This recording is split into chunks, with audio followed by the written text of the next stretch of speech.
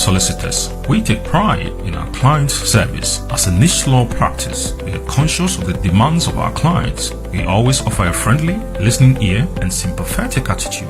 We've worked with thousands of people all across the UK in all areas of personal legal services. We have received great feedback and reviews from our clients. We are located at Seven Sisters in Tottenham on the 4th floor of the Anna House, right on top of the Victoria Line train station for your utmost convenience.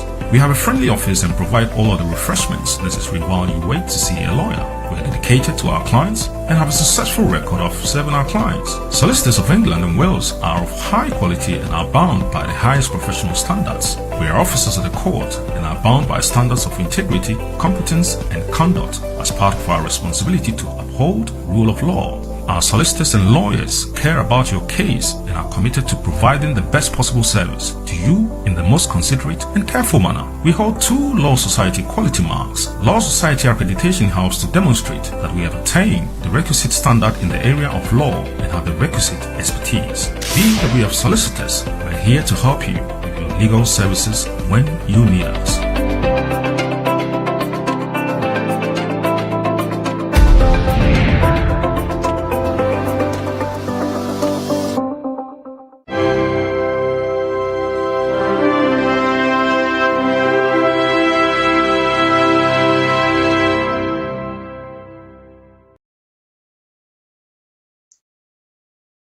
Hello, ladies and gentlemen. You are welcome to Heritage TV, hanging out with Vicky. It's a privilege to have you join us on this show. As you saw in the intro, it gives you an idea. Today we are going to talk about the immigration issues, and it's been, sponsored by BWF Solicitors. Now, have you asked yourself, there are a lot of people who keep asking me, they've got issues with their immigration status. Are you someone who has got his or her application with the Home Office? You've been given a time frame for you to receive a decision, and to date you haven't received any decision. Are you someone who has got his or her application with the Home Office, and whilst looking for a job or employment, you are being turned down because your application is still in progress? What are your rights? Are you also struggling to make ends meet during this pandemic whilst you are restricted on your immigration status? Today we are going to answer all those queries for you. And I believe that by the end of this program, your mind will put at rest, because all those answers will be answered, those questions, I beg your pardon, will be answered on today's program. And I have this lovely lady with me. She's a seasoned solicitor with BWF Solicitors. But before I introduce her, I would like to say a very big thank you to the CEO or the director of BWF Solicitors, Uncle Ben. Without you, we wouldn't be able to have Eunice with us to answer all our queries and also advise us on how to go about, our life in the UK. I would also like to say a big thank you as well to Lawyer Richard as well. With his advice and guidance, he also made it possible for us to have Eunice on our program today. So, without wasting much time, before I even introduce Lawyer Eunice, I would like to apologize for the late start of the program. It was due to technical hitches, and we sincerely, on behalf of Heritage TV, do apologize for the delay in the start show. Now back to the program. I would like to introduce Mrs. Eunice Achampong, solicitor at BWS Solicitors. Lawyer Eunice, how are you? I'm good, Mami Vicky. How are you doing? I'm fine. I hope you are keeping safe. Yes, I am. I'm trying my possible best to not have any distractions whatsoever during this meeting. So hopefully we should have a smooth running throughout. Wonderful. Thank you so much, spending some time with us to answer few queries and also advise us on, immigration issues this COVID-19. We very much Yeah. appreciate your time. Now, Lawyer Eunice, before we go to the main topic, I need to find out from you how you started. Was it something that was a dream for you to come up as a lawyer? Did you have any family background of lawyers? Because if we get to know a little bit about your background, I believe this will inspire some up and coming young ladies who would like to aspire to be someone like you. So we'd like to know a little bit about Mrs. Eunice Achampo. Thank you, Mami Vicky. So, in terms of how I came into the law career, I would say I've been working within this practice for about 7 years now. So, I've been working with BWS solicitors for about 7 years.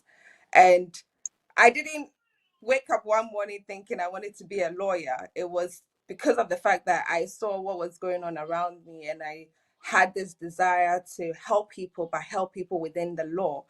And so that desire grew, and I said to myself, I want to do something within law. So I actually did my A levels within one of these six forms, very good six forms within my locality. And then I progressed to do law at university as well. Having graduated and having had my degree, I also started working with BWF solicitors and then did my practitioner, which is my law practice course, before qualifying as a solicitor. So I'm a qualified solicitor as well within BWF solicitors, and I've been qualified for over 3 years now. And I'm currently also a partner within BWF solicitors. So Oh, what? yes, yeah, so it's been a journey, a hard working journey to get to this point. But I think that with many women as well, I think a lot of the time people see it as, well, women go off to get married, they have kids, and then they leave their careers behind. But I think with that burning desire and determination to do what I wanted to do from a young age, that helped me to continue aspiring, because sometimes you can have that aspiration and then it dies along the way. But my parents have been supportive throughout my education and throughout my career as well. So I give thanks to my parents as well. And my husband has been also very, very supportive with me and the children. So it goes on to show that if you're a woman and you want to go and work and you want to be in an area or profession that you have aspired to, you can do it with the determination and with aspiration and with supportive people around you. You can definitely make it. Yeah. Any challenges? I think you've mentioned a few, but I believe Yeah. there were more challenges than what you were saying. Well, they have there have been a lot of challenges along the way, because as I said, I've started with the practice over 7 years ago. And one of the challenges that I came across was when I was having to do my law practitioner course and then working at the same time. And the Yeah, difficulty of, yeah, combining the two was a challenge in itself, because sometimes you want to do that the best that you can. And sometimes when you have responsibilities both at work and also with school, well, sometimes it becomes challenging. But yeah. I all of that to obviously make sure that I'll pass my exams, because you have about 14 exams within this professional course. And if you're Uh, doing it on a full-time basis, you are doing 14 exams within a year. And you have to pass all of these exams to be able to then qualify, or then obviously have that law practitioner course um, certificate to say that you've actually passed this course. And after hmm, that, you training. And so usually the training is for about 2 years. And once you've done a bit of should I say work experience, or you've done a bit of work within the law firm or the law setting, that can be reduced to a year and a half, so a year and 6 months. And with that, you also have to make sure that you are constantly updating yourself. This is an area of law where it's constantly changing. And so if you're not also updating yourself and you're not always making sure that you are on top, you're making the best effort to make sure that you're giving your clients the right information at all times, you begin to fall back. People would not intentionally come to you because they know that maybe you're not conversant in one area or the other. So it's an area of law where you constantly have to be reading on, and you have to make sure that you are adverse with whatever is going on around you and with the law itself as well. So it's been a challenging career because you have pitfalls. You will learn certain things practically within a law firm, and then there are certain things that you have to do academically to make sure that you are also well adversed with what's going on. But it's been a good journey, and it's also been a challenging one. I wish I could share all my challenges, but let's focus on the good bits so that people can still aspire to be a solicitor rather than look at the negative. Oh no, I don't want to do this. I know, So back to the topic, Yes. COVID-19 effect on immigration. Yes. So when we look at our topic for today, it says that what effects has COVID-19 had on immigration, and we are going to look specifically at the policies or the measures that the government have put in place since we came into lockdown. And so even before we came into lockdown, they had certain concessions, or they had certain policies in place for people who were Chinese nationals, for instance. They said, obviously, if you're a Chinese national and you're in the UK and you have leave which is expiring just before 31st of March, we will automatically extend those visas for you as a Chinese national. And then as the lockdown happened on the 24th of March, there were more concessions or more policies that were put in place. So we're going to look at how these policies are effective on us as immigrants, or how they benefit people who are living in the UK. And one of the best things that they could have done was to extend leaves for people who are tier 2 or tier 4, which those people are work permit visa holders or students. And they've also included currently tier 1 visa holders. So those are entrepreneurs or business people. And they've said to them that they can extend their leave automatically if their leave is expiring before the 31st of May, which is the 31st of this month. If their leave is expiring before the 31st of May, they can have their visas extended up to the 31st of May. If for whatever reason they can't return to their country of origin to then make an application, they can extend it automatically. Obviously, with what is going on, most countries have closed their borders and have obviously travel to and from their countries. So if there is any reason, for whatever reason you think you cannot return, the Home Office have an email, which is a cih@homeoffice.gov.uk. They've provided help for people who are currently in this situation. So the coronavirus immigration helpline and help team are available for people who want to make these applications to extend their leaves automatically. And if you're in the UK and you're a work permit holder, or you are an innovator or entrepreneur, or you are a student, there's also a concession that you can also switch within the immigration rule before your leave also expires. So if you have any family members within the UK and you believe that you can switch onto the family route because currently your leave is going to expire, you can't leave, you can also do that switch. Or if you're a student and you want to switch to a work permit holder, you can do all of this within the UK. Whereas before you couldn't do that within the UK. Now you can have those things, or you can switch now within the So, UK immigration rules. Yeah. so Sorry, go is on. that an advantage to those applicants, let's say students? And what is Yeah. the guarantee that it's going to be successful? Because usually it isn't like that. No, it's not a usual case scenario, but because of coronavirus, what they have said is that because they don't want people to be disadvantaged, or they don't want coronavirus to have an adverse effect on people's immigration status, they are providing people with this email address, and then there's a form also on their website where you can fill it in with your date of birth, your name, your home office application number, or your home office reference number, and then you send the invite working days, they're supposed to come and say, we automatically extended your leave up to the 31st of May.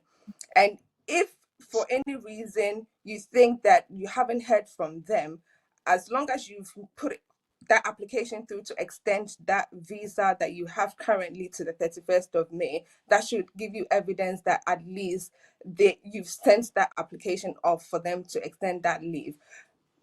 Word of caution, obviously we don't want anyone to be an overstayer. That's why we are asking people to make those applications if, for instance, they are a student. So in order to avoid being an overstayer, that's what they've provided.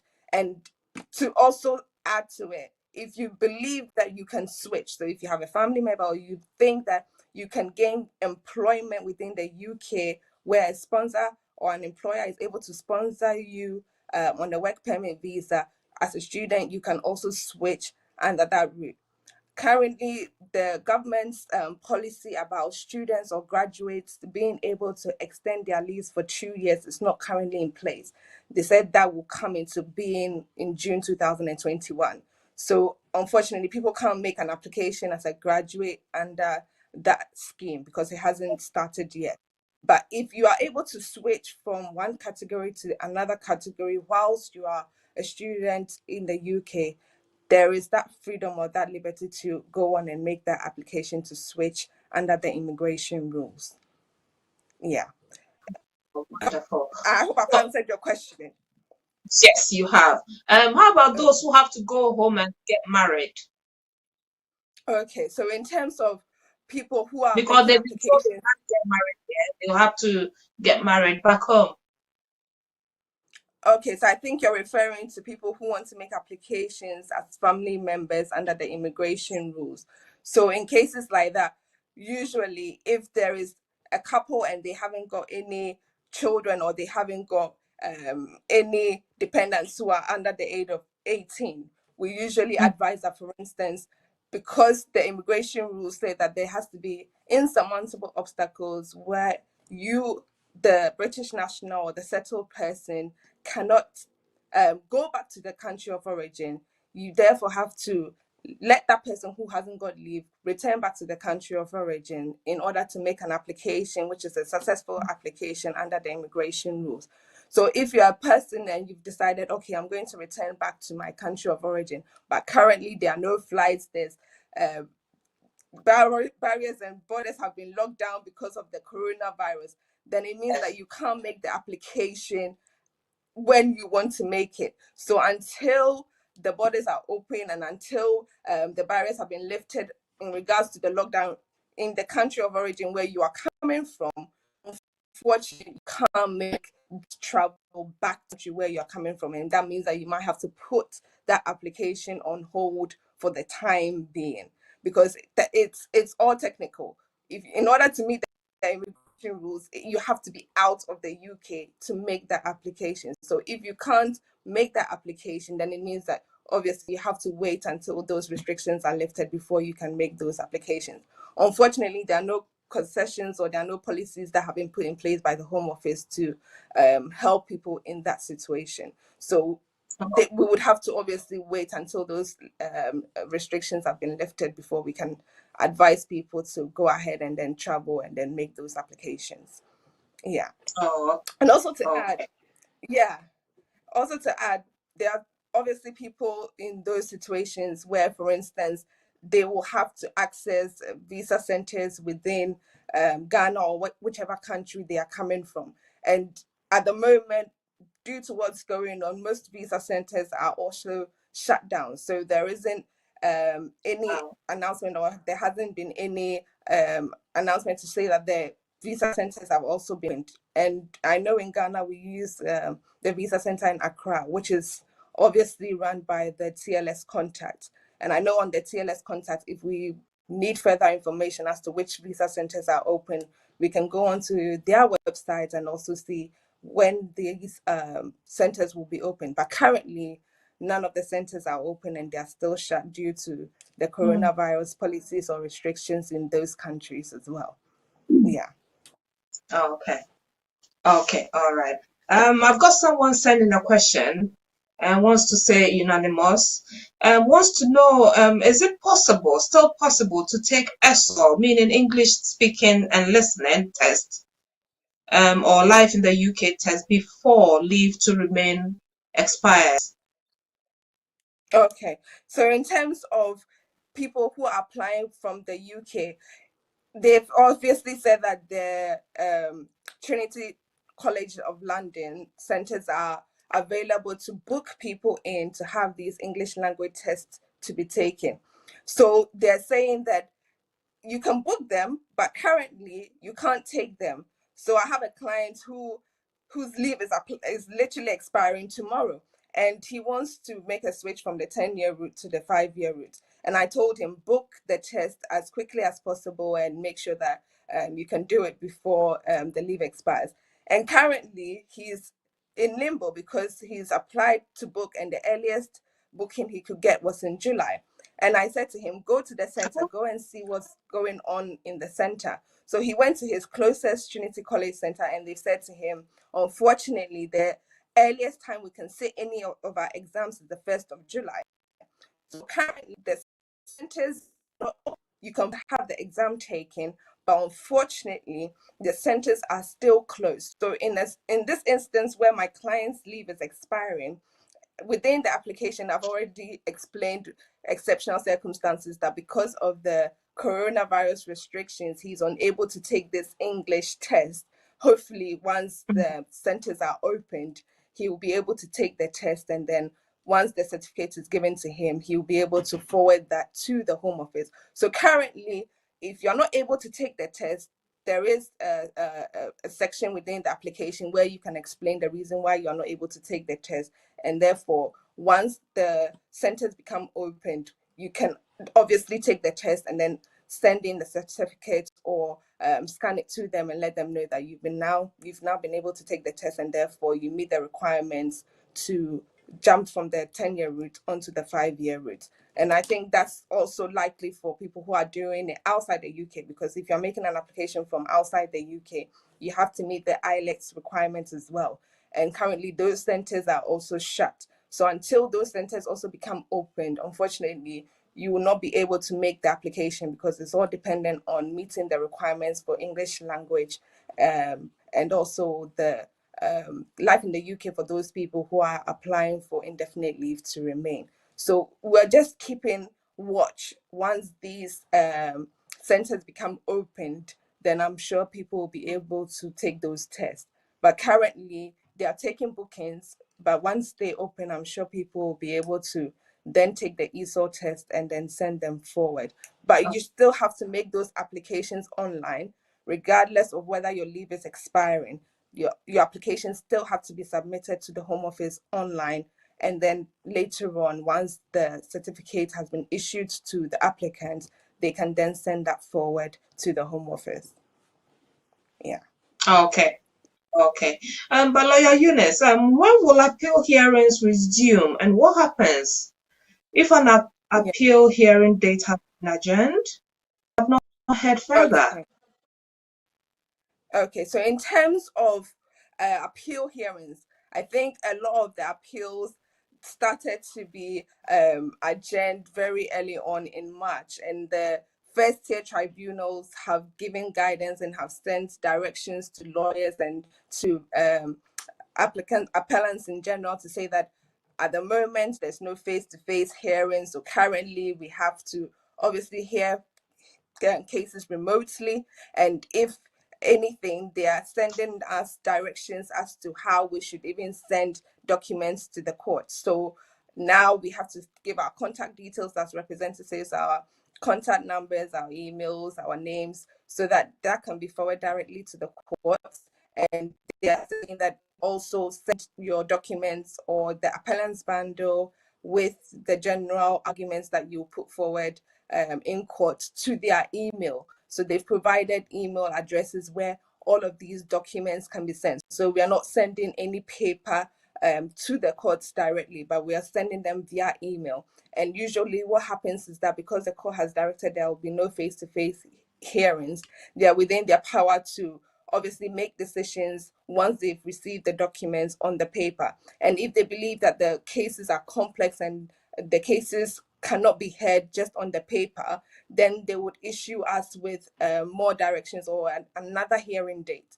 So what they're doing now is that they're having case management hearings, speaking to representatives regarding the bundles or regarding the documents that have been sent forward for the appellants. And so once they've looked at those documents, they are then able to decide whether they will be able to have a hearing remotely where they can contact both the representative and the appellant, or they would decide on the papers that have been sent what the decision should be for those appellants. But if the case, like I said, is complex enough, they may not hear them on the papers. They would just go ahead and give you another date for the hearing. And then hopefully once the restrictions or the lockdown has been lifted, they will go back to having face-to-face hearings where possible. But currently, they are trying as much as possible to have hearings done remotely, so by phone most of the time. And obviously, we are trying as much as possible to make sure that the documents get to them within the time limits that they have also given to us. Yeah. Mm, mm. Oh yeah, Eunice, I'm getting a lot of questions around people with restrictions on their passports, trying to Yeah. get help for public. I think something came up. I had a text come through regarding two cases. One was successful and one was not successful. Now, Okay. what is the stance of the Home Office on this? Correct me if I'm wrong, but I thought there were two cases that was taken to the Mm, High Court. One yeah. succeeded and one was rejected. So what is the So stand current. of that? If that happens to these people, they are so vulnerable. They've lost their jobs and Mm, can't afford to pay their rents, the necessities, afford to do all those things. What help has the Home Office got for them? Or they are just leaving them hanging? mm.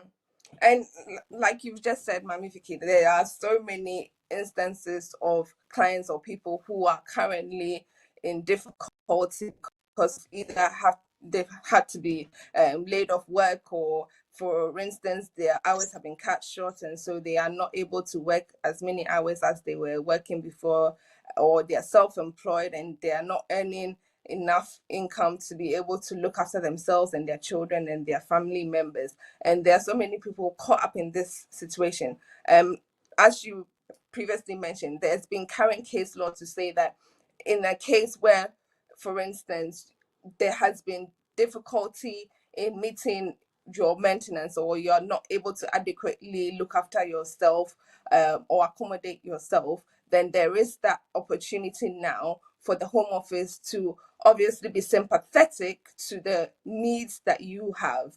And that is the current, should I say, policy in regards to coronavirus in the no recourse to public funds. So, in a situation where, for instance, somebody has leave to remain for 2.5 years, and then there's the restriction that you have no recourse to public funds.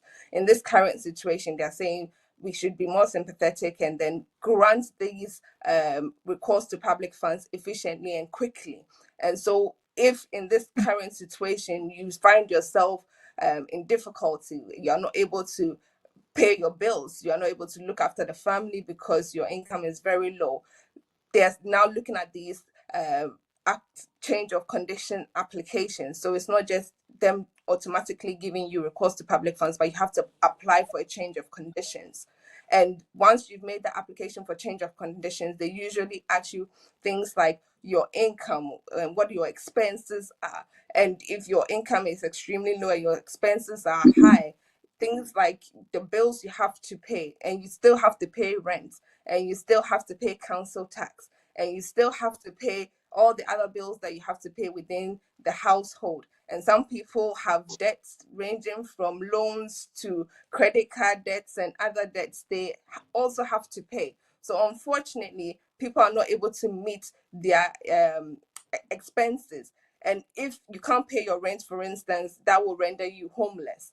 and therefore they have to look at all these things and then, yes, be more sympathetic to these applicants and then grant them no recourse to public funds. I remember I did one for a client just over a month ago. She's married, and her and her husband are both working, but their incomes have been reduced drastically because of this current crisis. And she has 5 kids at home, and she didn't know what she was going to do.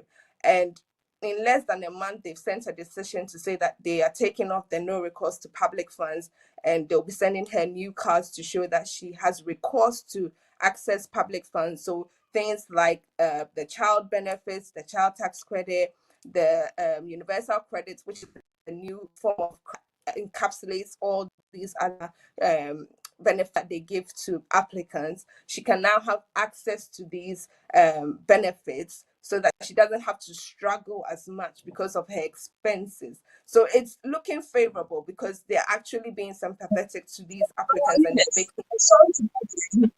When you are given this change of circumstances, given the recourse to public funds, Yeah. does that stay on your passport permanently, or is it during the COVID-19? Because it's during this pandemic that this difficulties set in. Now that Yeah. it has been lifted on your passport, is it going to be, for the rest of your stay, or when you decide to renew, when it comes time for you to renew, or it's just for the period when everything is over, it's going to revert back?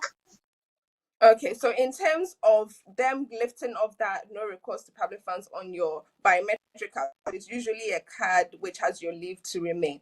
Once they've lifted it off, every time you are going to apply for further leave to remain, you have to meet those requirements. So in terms of your maintenance, are you able to meet your current expenses? So for instance, your living conditions are inadequate. You are not able to earn enough money to pay for your rent. You're not able to earn enough money to look after yourself and maintain yourself and your children. So they're going to let you look at those things all over again. So those requirements have to be met again once you're It's going making to be a another review application. when it comes to renewal.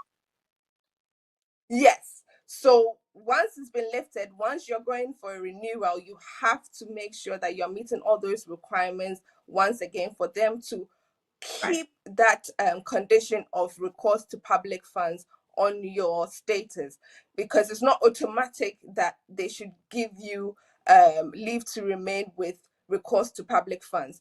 The general rule is that once you are granted leave to remain, there is no recourse to public funds. But if you are able to explain, or you're able to show or evidence that your current situation is currently so dire, or you're currently living in a destitute situation where you cannot be able to maintain yourself, or the income that you have is not adequate enough to meet your expenses for you and your children, or you and your family members, then obviously they'll have to assess that again, and then obviously give you the recourse to public funds. So every single time you are applying for further leave to remain, it's a different assessment that they do on its own to make sure that you meet those requirements in order for them to lift that condition of no recourse to public. So once you've been granted to public funds, Let's say it's been lifted, then in about 2-3 months down the line, your circumstances changes. Your job, you get in your full pay, you are comfortable. Do you contact the solicitor to tell the Home Office, within 3 months there has been change of circumstance, or you wait till when you are renewing? That is when the review comes in, even though 3 months after being, this restriction being lifted, your circumstances changed for the better. You wait till it comes to the renewal for you to review to say, oh yes, I'm now comfortable. How does it work? So Let's say this change within a couple of months before your renewal. So in terms of informing the Home Office that your circumstances have changed, if you believe that you no longer need the public funds, obviously the first thing to do will be to contact the normal agencies like the HMRC to let them know that your income has changed. You are currently earning this amount of money. If it's housing benefits, you contact the council. So the relevant bodies or the relevant institutions, you let them know that obviously your circumstances have changed and maybe you're earning a bit more, and so you wouldn't need as much as you thought you needed.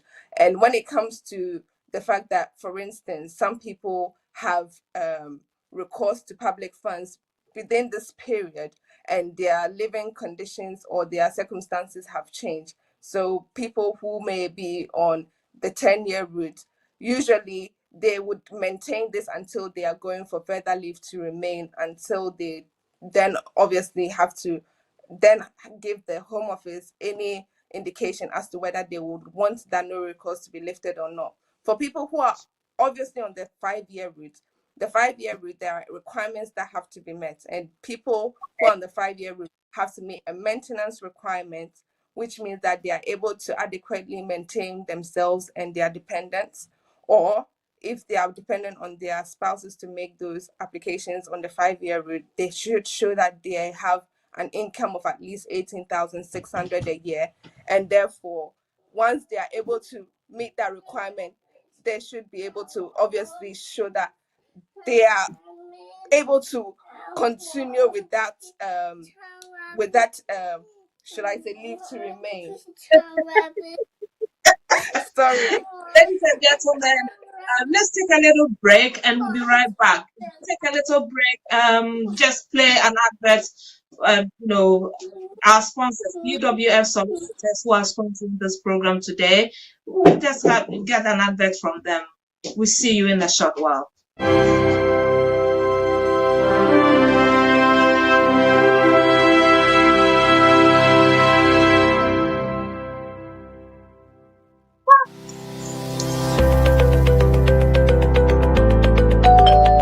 BWF Solicitors, we take pride in our clients' service. As a niche law practice, we are conscious of the demands of our clients. We always offer a friendly, listening ear and sympathetic attitude. We've worked with thousands of people all across the UK in all areas of personal legal services. We have received great feedback and reviews from our clients. We are located at Seven Sisters in Tottenham on the 4th floor of the Anna House, right on top of the Victoria Line train station for your utmost convenience. We have a friendly office and provide all of the refreshments necessary while you wait to see a lawyer. We are dedicated to our clients and have a successful record of serving our clients. Solicitors of England and Wales are of high quality and are bound by the highest professional standards. We are officers of the court and are bound by standards of integrity, competence and conduct as part of our responsibility to uphold rule of law. Our solicitors and lawyers care about your case and are committed to providing the best possible service to you in the most considerate and careful manner. We hold 2 Law Society quality marks. Law Society accreditation helps to demonstrate that we have attained the requisite standard in the area of law and have the requisite expertise. BWF Solicitors, we're here to help you with your legal services when you need us.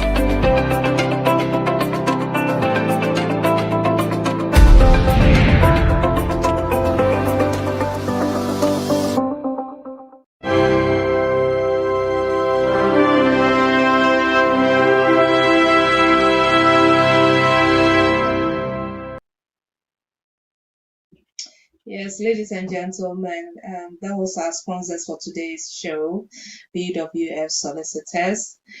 They will, answer all your immigration needs. If you have any issues with your documentations, please get in touch with them and they'll be very glad to help you. I think it's Eunice on the back on the line.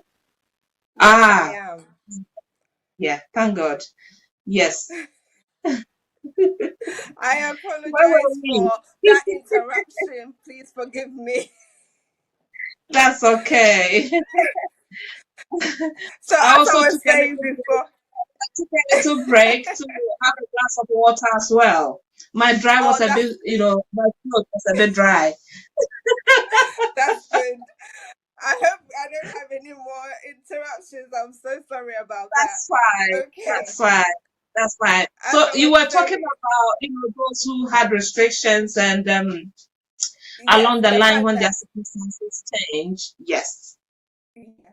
To tell the So I was saying HMRC that, they are financially okay. You were just giving us more light. You were shedding more light on that. yes.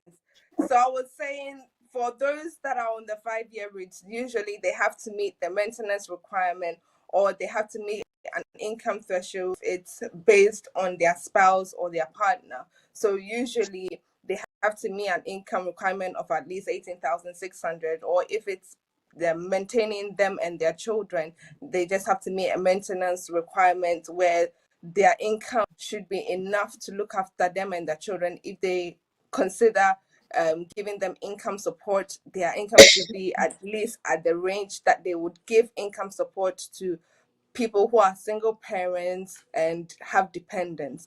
So I was saying that in terms of meeting that maintenance requirement, if you are put on a recourse to public funds, so if you have access to benefits and public funds, and for instance, you decide that later on, because you've met the requirements and you are no longer in need of the access to public funds that they usually would have given you within this coronavirus period, obviously you will have to then tell the home office, or you have to fill another change of conditions form to let them know that you currently have secure employment and you no longer need access to public funds.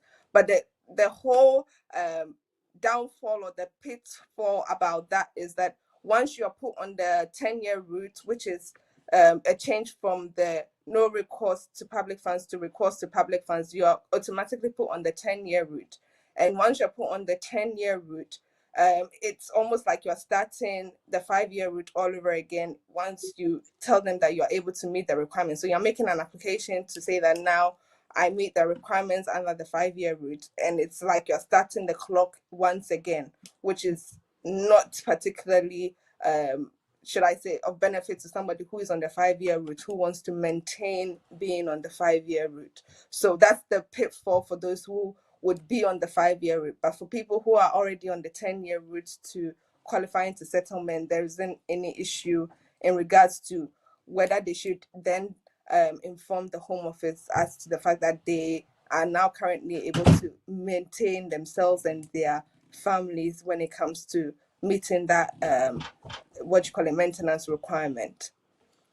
Yeah. Wonderful, wonderful. This leads me to this sensitive question as well. It's got to do with healthcare. I heard a story of a gentleman who died in his home because he was scared to access medical help.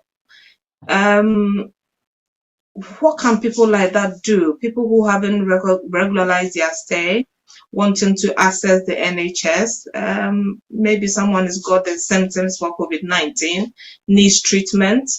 Um, how do we encourage such people to access the NHS? Because we've been hearing stories in the Yeah. community that wouldn't be allowed as soon as you walk in, they will ask you for your passport or Yeah. something to show So some you. sort of ID.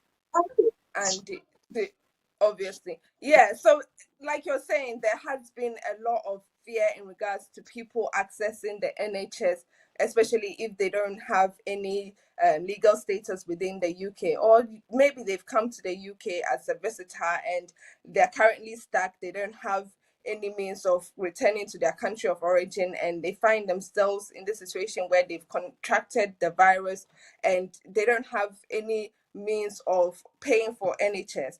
Now the Home Office has made it clear that people who are in such situation, or the government has put out guidance that if you find yourself in such a situation, there is free NHS testing for anybody who is within the UK, whether you have legal status or not. This NHS free testing is available to you. You can also go and register at a GP, and if you are having difficulty in registering with a GP, because usually some of the GP services will tell you they want some proof of address or proof of ID before registering you. It's not obligatory for them to do that, but they have made it an obligation on themselves to request for these documents before they can register you. And they are saying that if you're having difficulty registering with a GP service because they are asking for all these things, then you can go to the NHS England website and then obviously fill your details with them, and then they should be able to give you the proper care and health advice that you need to be able to access NHS health or NHS care as you should. So if you're a visitor or if you haven't got status in the UK and you're currently looking at things and you're finding it difficult to obviously sorry about this. I think we want the little one who wants to join in. Yes.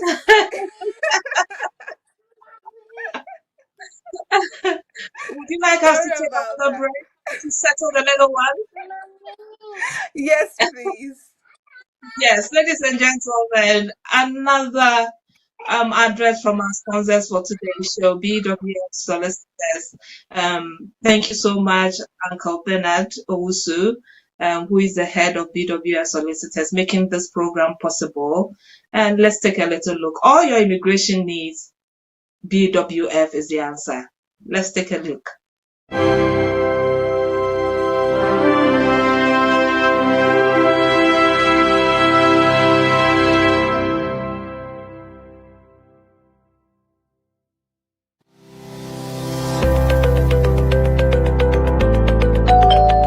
BWF Solicitors, we take pride in our clients' service. As a niche law practice, we are conscious of the demands of our clients. We always offer a friendly, listening ear and sympathetic attitude.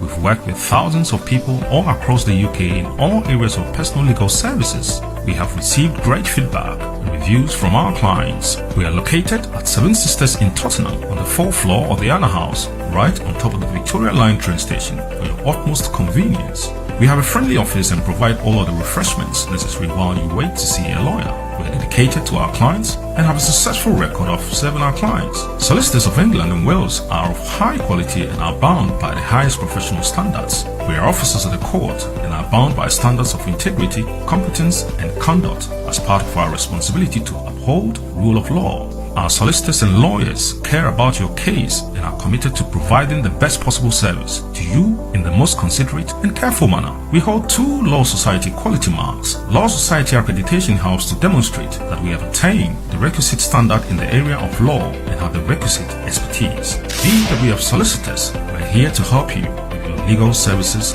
when you need us.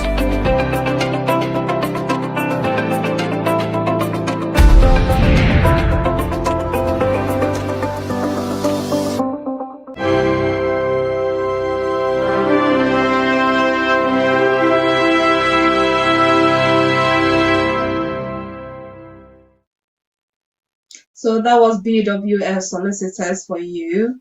We were talking about the NHS, having access to the NHS if your status is not regularized. Lawyer Eunice was trying to tell us our rights and how to go about it. So Lawyer Eunice, welcome back. I'm so sorry again for that interruption. It's understandable. What can I say? It's yes. all part of being a mother, isn't it? Exactly. Yes. We all understand. Yes. We were talking about the NHS, and medical treatment. Yes. Yes, so I was saying, so in circumstances where, for instance, you're a visitor or you have become illegal and you've contracted this disease and you think, well, what do I do? Because I don't have anybody else who can help. There is that opportunity to then go ahead and register with a GP practice. And then obviously, if you feel there is more to it and you're not able to cope, you can go onto the NHS England website, and then obviously it's your current situation. You want the test to be, you can take the test, which is free of charge. And if you need to go into hospital, there is the 111 number that they've asked people to dial. And if you think it's unbearable, they obviously say call 999 for emergency to be able to receive the ambulance or the NHS care that you need whilst you are here. So it's not going to be adverse to anybody who is in the country illegally or is here as a visitor and has no means of, should I say, making any contribution to the NHS because they found themselves in that situation. Yeah.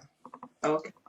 So, Lawyer Eunice, there are two scenarios. When you don't feel well, walk into the surgery and want to see a doctor to register. It's a different scenario. The other scenario is when you need specialist treatment and you haven't regularized your stay. That is also another scenario. How do you go about it? And the third scenario is you are very sick, you walk into A&E, would they ask for your passports and all these details at A&E? So it's three things. If you could touch on these different scenarios, how we can go about it. Someone who needs a specialist treatment, let's say cancer, needs specialist treatment, and someone who wakes up in the morning not feeling too good, probably his or her temperature is so high, is sneezing, coughing, and wants to see the GP, saying, please, I want to see a GP. Are you registered? No. And the receptionist, asking you so many questions. And also someone who walks into A&E, could be a visitor, walks into A&E, needs, treatment. What can you tell us about these scenarios? Okay, so in relation to the first scenario where you want to go to your GP or you want to go to the local GP near you, but you haven't got the required documents that they want. So, for instance, a proof of address, or they're asking for your status in order to give you the care that you need. So, there's no obligation on GP surgeries to require those documents from you. So, if they are requiring those things from you, then obviously you have to let them know that in order to receive that care, it's not obligatory on them to require those documents from you. And if they are still insisting that they still want these things from you, that's where you can also access other GP surgeries. If you're still having that difficulty registering with any GP service, the NHS England say that you can contact them directly. So, for instance, you may have the internet, then contact the NHS England directly. Should be able to give you the help or the care that you need by registering you with a GP service or any care body which is close to you, so that you'll be able to receive the care that you need. And in terms of somebody who walks into A&E in that same situation, usually they will, I've never heard of them asking for those things, but if they do ask for your ID or your proof of address before they take care of you, then in that instance, you have to also let them know that it's not obligatory on them to have those documentation from you before they give you the care that you need. And therefore, they should provide you with the care that you need as soon as possible, because you don't know what is happening to that person in that situation. So usually most people that go to A&E, it's usually in an emergency that they will go to those places in the first place, and so therefore they should be able to give you the care that you need in order to obviously access the A&E services. And then you were talking about somebody who, for instance, is, yeah, so somebody who is at home and is thinking, oh my goodness, I've got this situation and I can't bear it any longer. I want to call the ambulance for them to obviously take me into hospital. So in that scenario, usually what they will firstly do is to provide you with the care, and then they will later on ask you what your status is, whether you have family members here in the UK and the like. But they're supposed to obviously ask those questions just for record reasons. Yeah, but it's not for them to say that because you haven't got status, so they wouldn't provide you with the care that you're supposed to be given. And that's something that, like I said, you have to contact the NHS England and again and say that this is what you are currently facing if it comes to the worst scenario where they say we can't provide you with care because you have not provided a form of ID or proof of address to show that you are resident in the UK. You have the right to contact NHS England and inform them that this is currently what they are saying, and they should be able to provide you with the care that you need, regardless of your status within the UK. Wonderful, wonderful, wonderful. You put a lot of people's mind to rest. Lawyer Eunice, we also have to touch on possible people who are in detention. Yeah, yeah. I think a lot of If people. someone is in detention and of contracting the COVID-19, would they be released? I think a lot of people were starting to, everything was put on lockdown when their detention Because it centers looks they were like this making calls. COVID-19 is doing wonders for people. Yes, it's benefiting a lot of people, but unfortunately, it's not automatic for people who are detainees. So I had someone call Oh me and he said, yeah. "Oh, I'm a vulnerable person and I'm at risk of catching COVID-19, and can I just use that to ask for bail so that I can get out here?" And unfortunately, it doesn't work that way. It's not automatic that because you are a vulnerable person, therefore they have to give you that concession of bail so that you can be at home where you're risk free. Most people who are on bail already, usually you have people who say that they have to go and report. So people like that, they don't have to report at the current moment. Since the 17th of March, they've all been sent messages that you don't need to come and report. Oh, those Once who report. Okay. resumes, we would inform you. So they would send you a text message by phone to tell you, oh, once reporting resumes, we will let you know that it has resumed and therefore you should come and report as usual. But for people who are in detention centers and currently seeking permission for bail, so what they've currently said is that they are currently assessing bills, and they are looking at the fact that they are not looking at the fact that you are at high risk of contracting COVID-19. But for instance, where people have been in this situation where they've applied for bail and constantly there's been delays because of the fact that, for instance, judges, there are not enough judges to hear the cases, or they have to constantly wait for a date. So, for instance, it's been adjourned so many times, and therefore they have to wait for another date for a bail hearing to be heard. They're saying that they will take that into consideration when they're making their consideration whether to grant bail. And also they have to look at the fact that if there isn't a high probability of the person who is currently a detainee being removed from the UK, then obviously that will be another factor that they will consider once they are looking at whether removal is imminent. So if there are currently there are no flights going anywhere, so most detainees don't have an imminent flight, but there are countries where borders are still open and they are able to make flights to those countries. And then they're also looking at, for instance, whether this person would abscond. So absconding means that if they put you on bail, are you going to run away, or you're going to stay put and follow the conditions that they've given onto you? So they are looking at all these different factors, whether this person is at risk of reoffending as well. So if this person is likely to reoffend, are we likely to grant that person bail? So they have a range of factors that they will consider in order to give you bail. Unfortunately, if you say you're a high risk detainee, all the officers at the detention center can do is probably isolate you from the rest of Exactly. everybody else.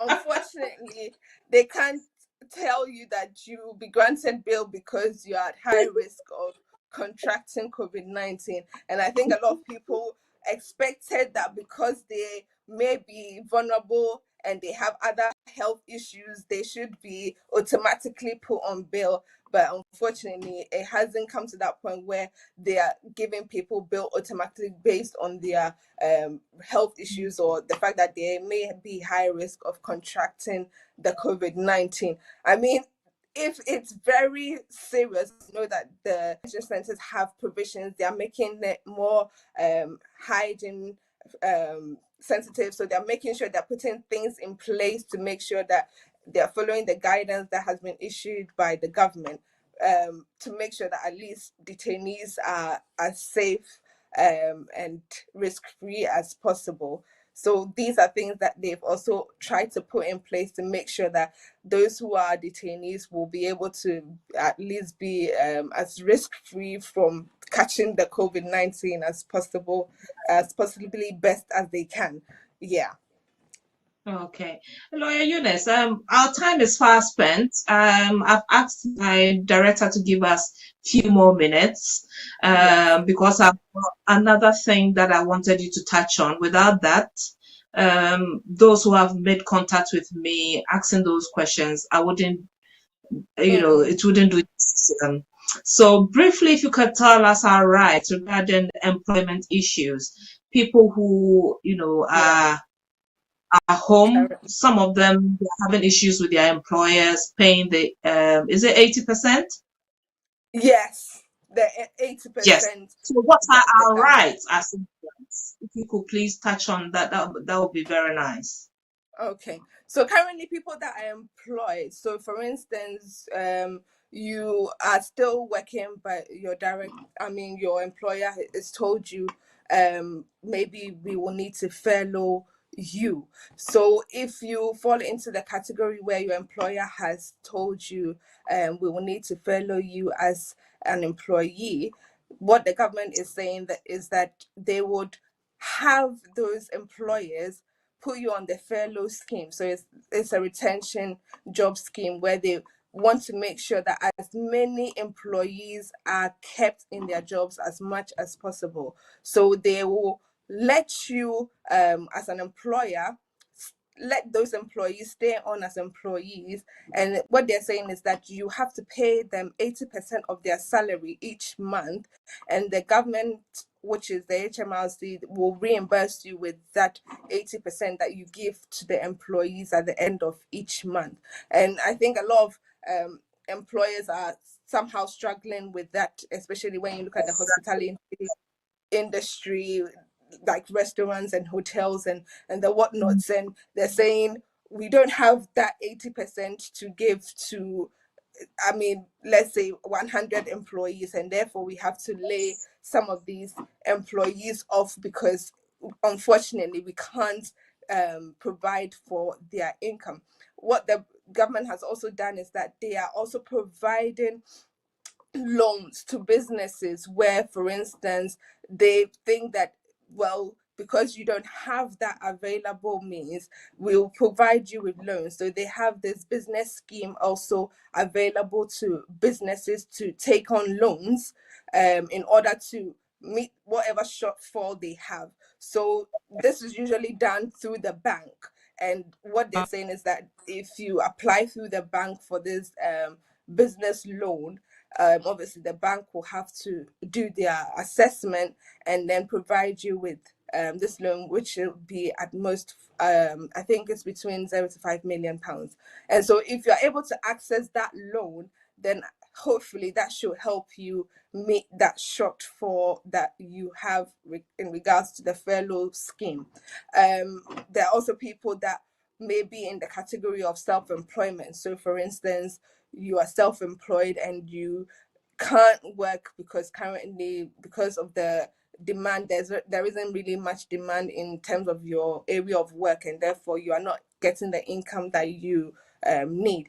So they've also said that they will provide 80% of that salary. And just to make people note that 80% in government guidance schemes means at least 2,500 pounds maximum of your salary. So they are not going to provide anything more than that. So if you are earning more than 2,500 a month, the government has capped it at 2,500 for each employee, and therefore it will apply to self-employed people as well. So from the scheme was introduced in March, and from now up to June, obviously they were looking at it from now up to June, but they've increased the time range to October this year. And people who are self-employed can also access this scheme by also applying to the HMRC. Once you've made the application to the HMRC in June, they will then assess your self-assessment task. So if you've been self-employed for some time now and you've put in your self-assessment for the year 2018, 2019, or even 2019, 2020, they would use those years as a basis to calculate your income, which will be 80% of your profits, to then obviously make sure that they're giving you the right amount, but they would cap it at 2,500 for each month. So most people who are self-employed are not able to access anything now until June, when the application process obviously opens up to the general public to then assess it and then also apply for the job retention scheme that the government has put in place. And if you're currently an employee and for any reason you believe that you're high risk or you've contracted the virus, the employer still has its obligations to meet under the Employment Rights Act. They still have to pay you your sick pay. And if you are obviously ill for a much longer period, then the statutory sick pay will come into play as well. But they still have to provide you with sick pay in that time when you are unwell.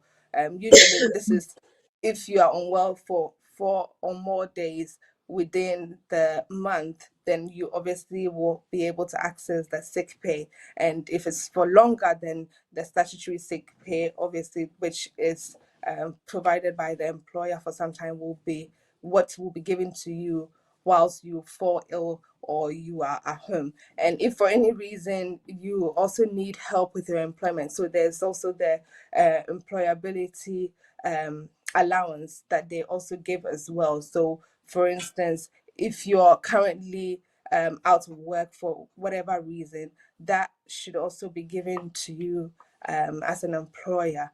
So there are various schemes that have been put in place, hopefully, so that employers will not be discouraged to lay off their employees, but hopefully employees who are also caught up in this should have some means to access the fellow scheme as well. And I know a lot of people have been asking questions regarding the fact that maybe they've been laid off work and what can they do. In that instance, that's when you obviously can also get some universal credits as well. So for instance, you haven't got any means of income, definitely you should be able to access the other benefits. Taking that in Yeah. mind, if you've got restrictions on your status, then Yes. you're going back to apply to the Home Office before you get that help, because they have to lift that restriction off your passport before you can even access, any benefits, because you've been made redundant. Yeah, so in terms of those who have no recourse to public funds, those who cannot access benefits, they still have the right to access sick pay and the employability allowance. Those are not benefits that you Oh, can say that you have to. Yes, so those ones are available to people who still have right. the no recourse to public funds on their card. In order to access universal credit and the other benefits, that's when you have to have the change of conditions application done so that those recourse to public funds can be lifted. But those are for people who would obviously need more to be able to meet their income requirements. So people who are obviously on their leave who haven't got access to benefits can still access the employability allowance or the sick pay that is due them. So those people don't necessarily have to apply for a change of conditions to access those benefits. Yeah.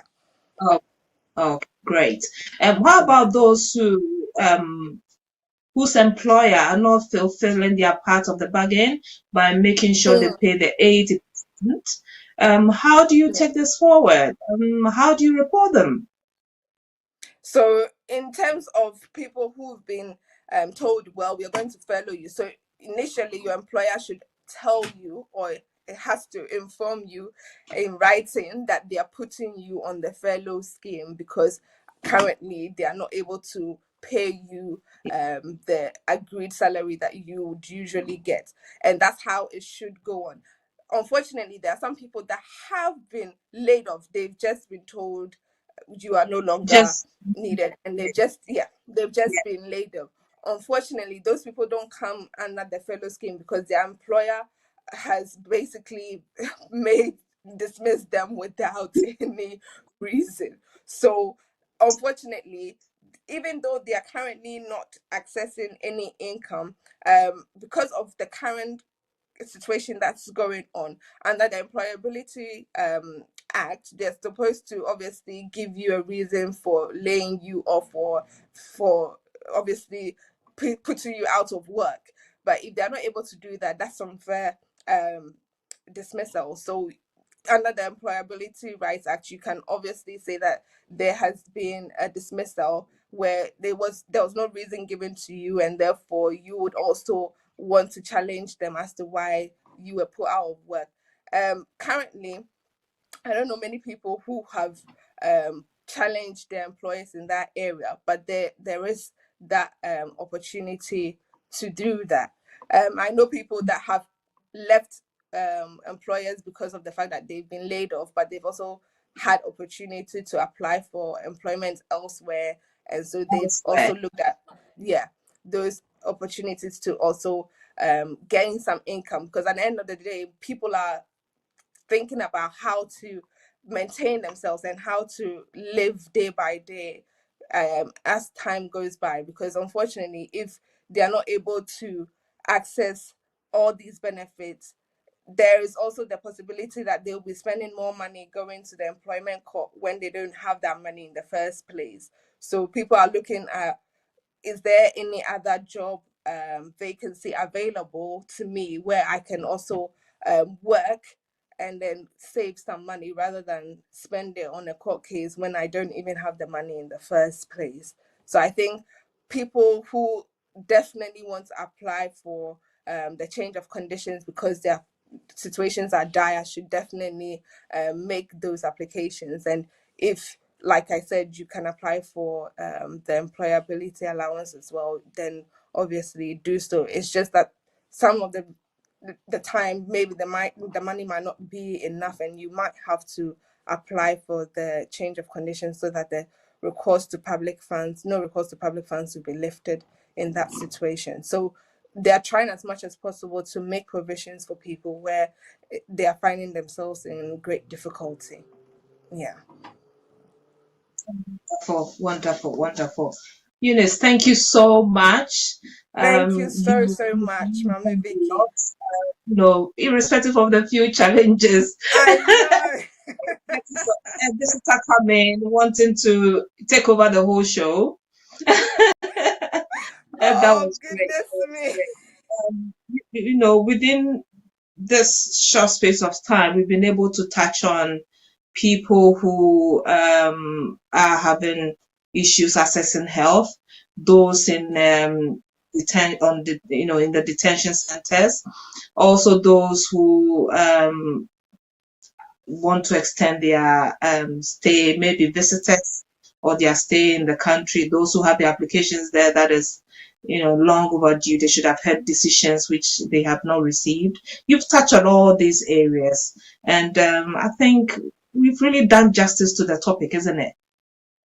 Hopefully, I've answered most of the questions. I mean, if there are more questions that people think I have to address, obviously, I'll put my contact details out there, and then once we finish with the show, people can obviously call and then get some more information as well. Yeah, yeah. So, Eunice, to round everything up, what advice do you have for immigrants in this country? What advice do you have for them? So currently, I know the COVID-19 situation has made it difficult for certain people in terms of employment, but also it's also brought certain benefits to people as well. So in terms of, let's say, applications where you want to extend your leave, the online applications are still available, even though there's no centers open for people to enroll their biometrics. They're saying, well, make those applications anyway. It will still be valid application, and they're giving people the opportunity to even have their documents scanned to the caseworker directly within the home office, because the home office is working just like all the representatives and all the lawyers are doing currently at the moment. In terms of being able to access the NHS as well, at least they've made provisions in terms of people who are illegal or do not have any status currently within the UK. And that's also a good thing for people who are looking to also have access to the NHS, because they might have a condition, or they might be going through an illness, or feeling unwell for whatever reason. That's a benefit to obviously this current circumstance that we are going through. And also it's making things life a bit easier for people who may have court hearings where, for instance, they'll have to Yes. travel far to be able to get to those places. Now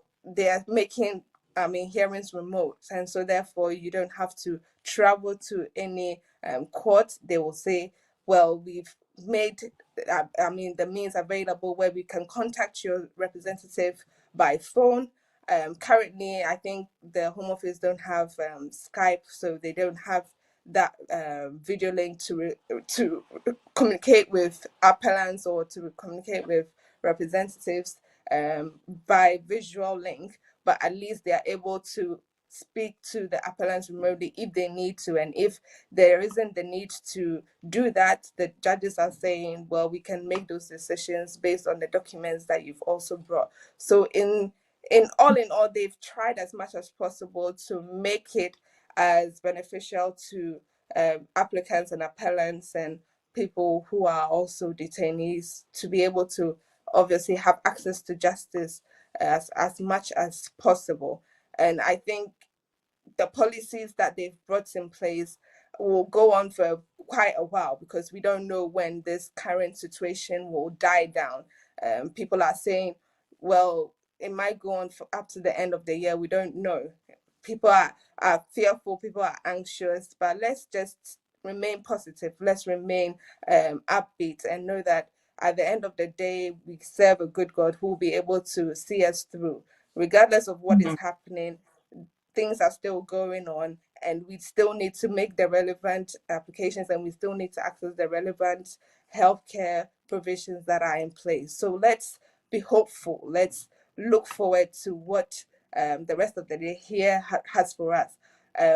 Just to put in there as well, people who are currently EA nationals, I think that's been put at the back burner because people are not usually thinking about things like this. But since Brexit, the I mean, government has been very clear that all those who are EA nationals and their family members need to apply to this EU settlement scheme. So the deadline is the 31st of December. And as many people who are EA nationals or their family members who are living in the UK, regardless of whether you have permanent residence or residence card, all of you have to make those applications under the EU settlement scheme before the deadline for the 31st of December passes, where, for instance, people want to bring their spouses or their family members into the UK. Unfortunately, if the 31st of December passes and, for instance, you say you're going to bring your wife and you haven't made any preparations to marry that person before the 31st of December, sorry, which is the end of this year, unfortunately, you will not be able to also bring that person in. Or, for instance, you are an EU national and you've been in whichever EU country you're from, let's say Belgium, and you come to the UK to come and work, but you constantly are traveling to Belgium for whatever reason that you are traveling there. Obviously, if they are looking at giving you your settled status, they are going to look at your continuous period of residence, where they're saying, we want to make sure that you've lived here continuously for a period of 5 years. And if there's been any breaks of more than 6 months, then it means you will not be able to apply for settlement under this new settlement scheme. I think people just need to be careful of the time constraints that are available now that we are entering into a new era of immigration rules, and EU nationals and their family members need to be very cautious to make those applications as soon as possible. Yeah. Thank you so much, Eunice. I think I'll just use this opportunity to request if we can have you again on the show sometime, because I Yeah, believe that as we go on and on, the immigration changes. So definitely. something that we, a issue is a whole topic of its own. So Yes. we would like to have you on again to talk about any changes, and that would be great for our viewers. Thank you so much, Lawyer Eunice, for your You're time, you're impacting welcome. us, opening our mind, letting us know what we should do, what we shouldn't do, what to do. Lawyer Eunice, are you there? Could you please give us Yes, your I am. contact details? If anyone wants to contact BWF solicitors, contact you, give us the contact details, please. Okay, so as I previously said, I work with BWF Solicitors, and we are in Seven Sisters. We are on the fourth floor of Anna House. So, fourth floor of Anna House, 214 to 218 Tottenham High Road. And the postcode is N15 4NP. So, N15 4NP. And my personal telephone number is 075 35813910. So 075 35813910. And the office telephone number is 0208 493 7340. So 0208 493 7340. We are opened from Monday to Friday from 9:30 a.m. to 6 p.m. Thank you so much for having me on your program, Mami Vicky. It's been great, having this discussion with you and the rest of the viewers listening to us. Yes. Thank you too. Thank you so much. Before we started, I told them that you are a wonderful, great lawyer. You know your stuff, and you've really done justice to whatever we discussed today. So I'm so happy. I'm so grateful, and definitely would like to have you and your team on again for us to discuss any changes and other things Yes. that probably weren't able to discuss. So thank you so much, Eunice, for joining us throughout the show. And keep safe and take care of yourselves. Ladies and gentlemen, we've come to the end of the program. I must say that for next week, same time, same day, we're going to talk about COVID-19 and its effect on our finances. And we are privileged to have Mary and Sajad to come on the show to advise us, steer us on the right way to go. I remember Eunice made mention of people being unemployed. If you're self-employed and you've got this issue with not getting work due to this pandemic, how to go about things, how we should go about our finances, and all these things will be discussed. So I would like you to get ready for next week, Saturday. It's going to be something else, and I know you wouldn't like to miss. Thank you so much for staying with us throughout the show, and thank you to BWF Solicitors. Thank you, Benadewusu, sorry, and lawyer Richard as well. Take good care of yourself, stay safe, and please, social distancing. Wash your hands, use your sanitizers, and always use your nose mask. Take good care of yourself, and we'll see you next week, same time. Love you all.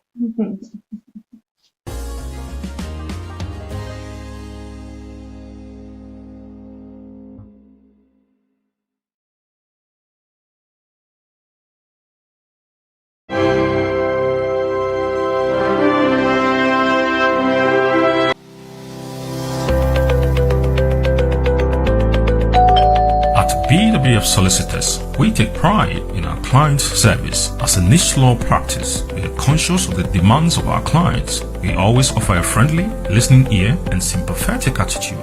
We've worked with thousands of people all across the UK in all areas of personal legal services. We have received great feedback and reviews from our clients. We are located at Seven Sisters in Tottenham on the 4th floor of the Anna House, right on top of the Victoria Line train station for your utmost convenience. We have a friendly office and provide all of the refreshments necessary while you wait to see a lawyer. We are dedicated to our clients and have a successful record of serving our clients. Solicitors of England and Wales are of high quality and are bound by the highest professional standards. We are officers of the court and are bound by standards of integrity, competence and conduct as part of our responsibility to uphold rule of law. Our solicitors and lawyers care about your case and are committed to providing the best possible service to you in the most considerate and careful manner. We hold 2 Law Society quality marks. Law Society accreditation helps to demonstrate that we have attained the requisite standard in the area of law and have the requisite expertise. BWF Solicitors, we're here to help you with your legal services